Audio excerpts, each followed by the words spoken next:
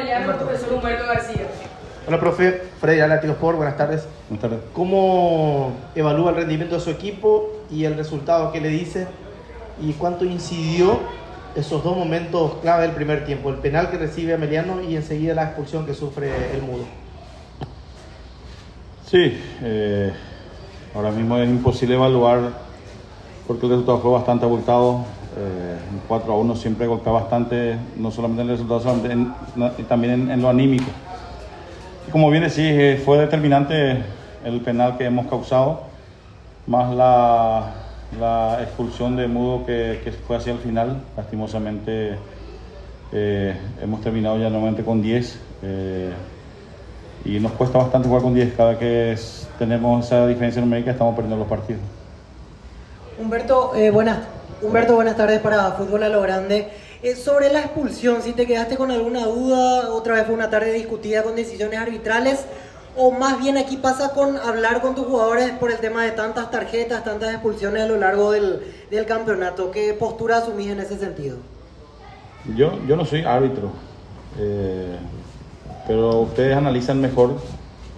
Yo creería por ahí, si es que tienen tiempo, de mirar esa falta de Mudo, la segunda falta de Mudo, y la falta contra Polaco González hacia el final. ¿Qué diferencia hay? Y no le han sacado tarjeta.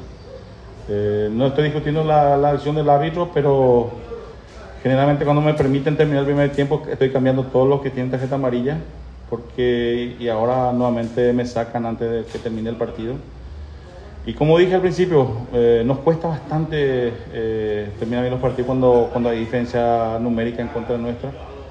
Así que fue un determinante ese penal que hemos cometido y la expulsión. ¿Qué tal, profe? César Achinelli de Radio Primo de Marzo. Sobre el mismo punto, ¿le preocupa porque contra Cerro Porteño, Recoleta, en este partido también tienen jugadores expulsados?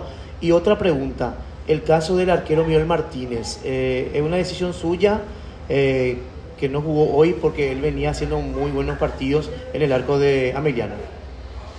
Sí, de hecho que nos preocupa. Hablamos con el plantel, hablamos con los jugadores, pero muchas veces las amarillas salen porque tienen que salir.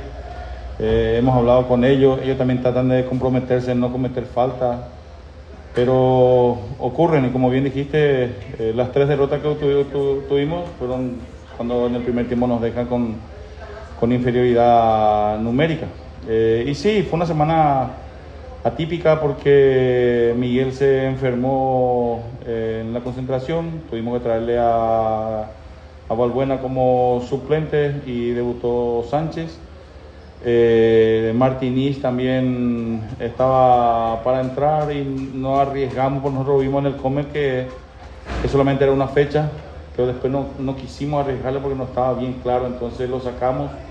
Barreto se lesionó ayer en la última práctica, Francisco Bá tuvo un percance familiar un día antes, entonces fue una semana bastante atípica en donde hubo mucho movimiento y lastimosamente hemos perdido un partido que era importante para nosotros.